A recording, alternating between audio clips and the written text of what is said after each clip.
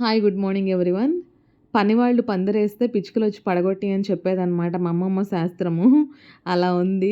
ఎందుకు చెప్పారంటే పిల్లలకి పొద్దున స్కూల్‌కెళ్ళే హడావిడిలో పెట్టుకున్న గిన్నెల స్టాండ్‌కి తగిలి మొత్తం అన్నీ ఒలిగిపోయినియి.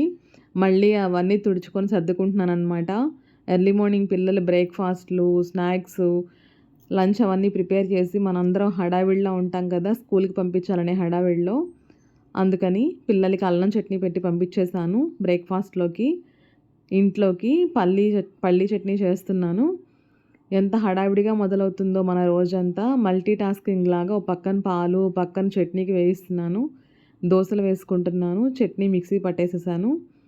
ఇంట్లో అందరికి తినిన తర్వాత మనం తినాలంటే అప్పటికి ఆ ఓపిక కూడా తినాలనే ఆశ కూడా చచ్చిపోయిద్దనమాట. అయినా వేసుకున్నాను. మళ్ళీ ఇంట్లో పని చేయడానికి కావాలి కదా ఓపిక. అందుకని పీనట్ చట్నీతో చాలా బాగుంది పెసరట్టు. ఒకసారి పెసరట్టు వేసుకుంటే ఇంకొకసారి ఉప్మా పెసరట్టుగా వేసుకోవచ్చు. మనం ఒకలాగే తినాలి అని చెప్పానంటే బోర్ ఫీల్ అవుతారు కదా! అందుకని చాగంటి గారి ప్రవచనాలు వింటూ టిఫిన్ చేస్తున్నాను.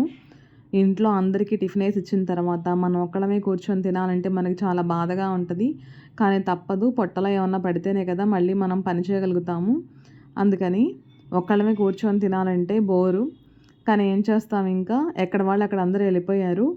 వాళ్ళందరూ వెళ్ళిపోయిన తర్వాత అందరితో కలిసి తినే అలవాటు ఉన్న వాళ్ళం ఒక్కళ్ళుగా